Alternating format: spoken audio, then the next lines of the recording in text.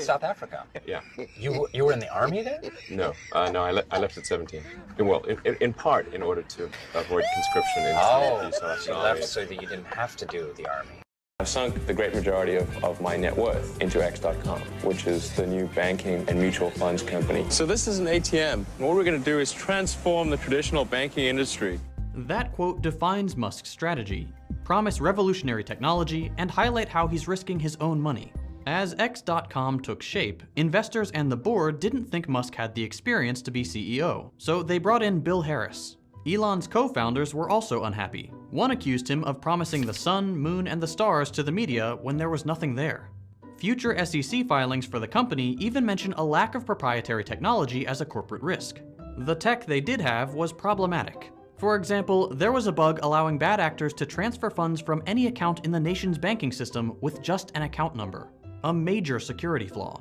A co-founder was so displeased with Musk, he left and took many employees with him. Musk's reaction? We'll hire more people. Eventually, Musk pushed out CEO Bill Harris and replaced him with himself to centralize authority.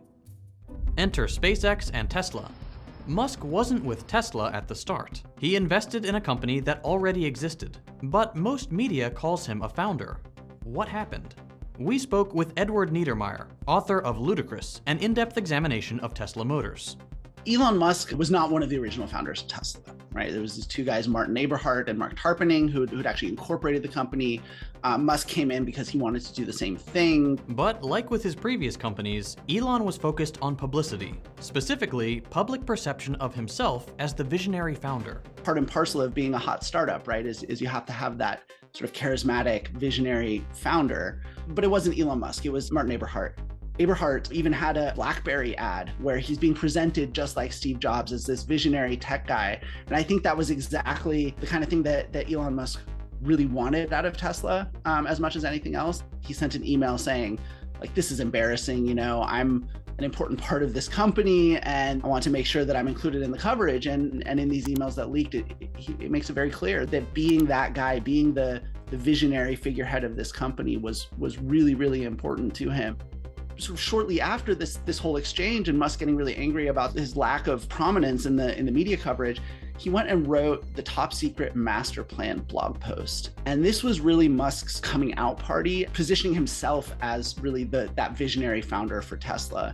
One of the really interesting things is that, there's really not a lot in the Top Secret Master Plan, strategically anyway, that Tesla wasn't kind of already planning on doing. It all culminated in Eberhard's ouster and a series of lawsuits, leading to a settlement with an important stipulation. Musk could legally call himself a co-founder of the company. Musk knew that to acquire more power, he needed to be called co-founder on paper.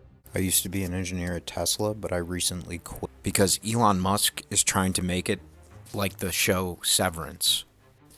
Every day we walked into the office or went onto the factory floor, the first thing we would do is we would write the names of our loved ones and throw them in a trash can, and then he would light them on fire. We would always start the day at worship. His security guards would usher us into a room and we'd have to face a portrait. And then we'd have to recite a poem he wrote about his mother, Holy May, Mother of God. Thank you for giving us Elon. Even before he lost his mind, it was always a difficult place to work. He would write on bathroom mirrors and say, I'm like Good Will Hunting. And then when he got the equations wrong, we'd have to go on the floor and build them anyways. And because his equations were wrong, he would always get upset and start crying and say, you're a failure, Elon.